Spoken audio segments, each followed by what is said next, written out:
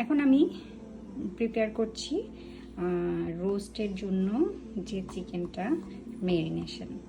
এই চিকেনটার ম্যারিনেশন আমি আসলে সব কিছু দিয়ে দিয়েছি, এখন বলে দিচ্ছি যে কিভাবে কতটুকু পরিমাণে দিয়েছি। এখানে আছে 3টা চিকেন, আর আমি যেহেতু ঈদের সময় করব চিকেনটার ছোট ছোট পিসের রোস্ট করব। বড় পিসটা আসলে সবাই খেতে পারে না, ওয়েস্ট হয়ে যায়, আর সম্ভব হয় না ঈদ রোজার পরে প্রথম দিন এত খাওয়া। এজন্য ছোট করে, যাতে করে বেবিরাও পছন্দ করে। এটা আমার বাসায় সবাই পছন্দ করে খেতে। এটা ছোট পিস করে নিয়েছি 3টা চিকেন। আর এখানে দিয়ে দিলাম প্রথমে একটু লেবুর রস আর লবণ দিয়ে ম্যারিনেট করে নিয়েছিলাম, রেখে দিয়েছিলাম। তারপর এটা বের করে এখন এটার মধ্যে একটু আদা রসুন পেস্ট, তারপরে কিশমিশের পেস্ট, একটু কাঁচামরিচের পেস্ট, আর হচ্ছে আমি এটাতে কাঠবাদাম ইউজ করেছি, কাঠবাদামের পেস্ট দিয়েছি। তারপরে এটাতে দিয়েছি একটু প্যাপ্রিকা পাউডার, একটু ব্ল্যাক পেপার মানে গোলমরিচ, কালো গোলমরিচের একটু গুঁড়ো, তারপরে দিয়েছি ইয়োগার্ট, এই যে ইয়োগার্ট, তারপরে লবণ একটু, তারপরে ধনিয়া জিরা অল্প পরিমাণে, আর হচ্ছে গরম মশলা। আর এখানে দিয়েছি রোস্টের যে মশলাটা, এই যে রোস্টের মশলা দিয়েছি। এবং এটা দিয়ে আমি এখন এটা ম্যারিনেট করে রেখে দিব। তারপরে আমি বাকি প্রসেসটা আবার দেখাচ্ছি।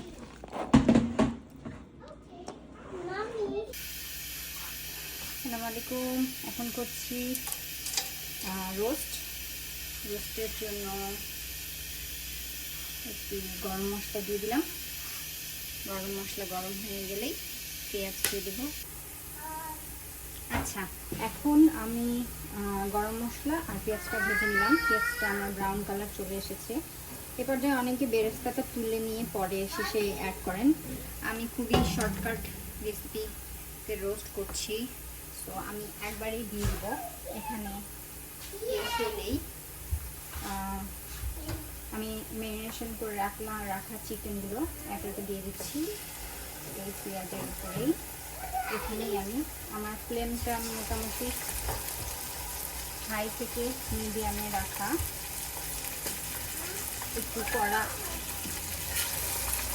তেলে এটাকে ভেজে ফেলবো, ভাজা ভাজা করে নেব, যাতে করে গ্রেভিটা না ছড়ায়, মানে চিকেন থেকে পানি না বের হয়ে আসে। কারণ আমি তো রোস্টের জন্য আলাদা করে প্রথমে চিকেন ভেজে নেয়, সেটা আমি করিনি। যার কারণে যেহেতু আমার শর্টকাট রেসিপি, তাই আমাকে আগে থেকে ভেজে নেওয়ার বদলে এই তেলেই ভেজে নিলে আমার কাছে মনে হয় সহজেই হয়ে যায়। তো আমি একে একে এখন চিকেনগুলো দিয়ে দিব, দিয়ে এটাকে ভাজা ভাজা করে নেব।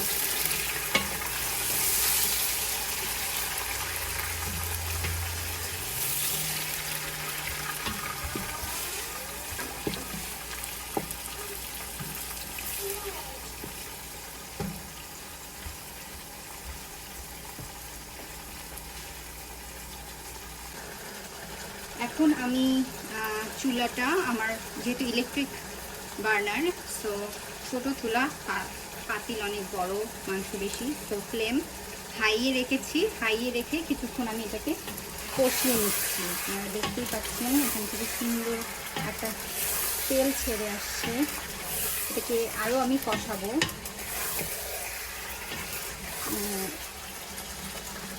মশলাটা কষিয়ে কষিয়ে রান্না হবে, সো এটাকে আমার আরও বেশি কষাতে হবে।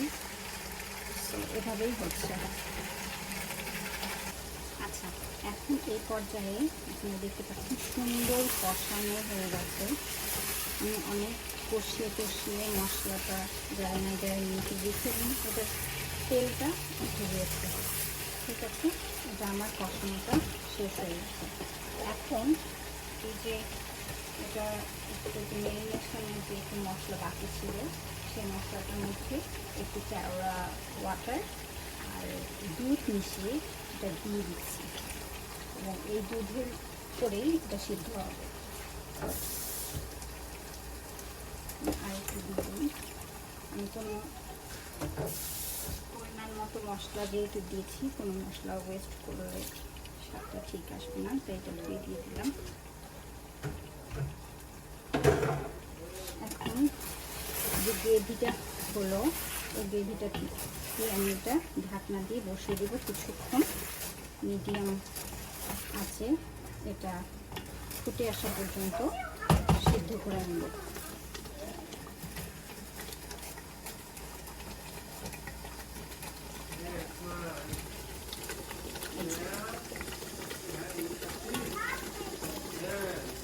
আমি রোস্টের ঝোলটা খেতে পছন্দ করি। এখন সিদ্ধ হয়ে গেছে প্রায় শেষের দিকে। এই পর্যায়ে আমি এখানে দিয়ে দিচ্ছি একটু বেরেস্তা আর চিনি, আর এখানে একটু লেবুর রস মেখে নিয়েছি, এটা দিয়ে দেবো।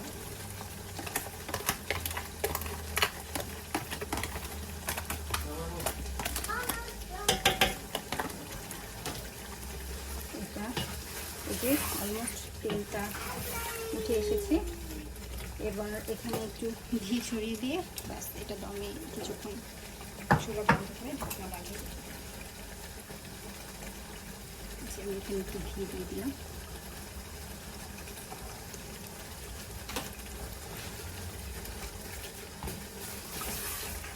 এখন যেহেতু আমরা এটা খাবো না, ঈদের দিন খাবো, সো ঈদের আগে যখন পরিবেশন করবো তখন গরম করার সময় শুধু উপরে কাঁচামরিচ দিয়ে গরম করে বাস পরিবেশন করে ফেলবো।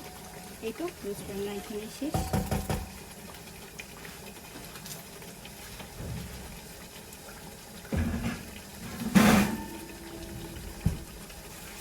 চুলাটা বন্ধ করে দিলাম, দমে রেখে দিলাম, রোস্ট রান্না শেষ।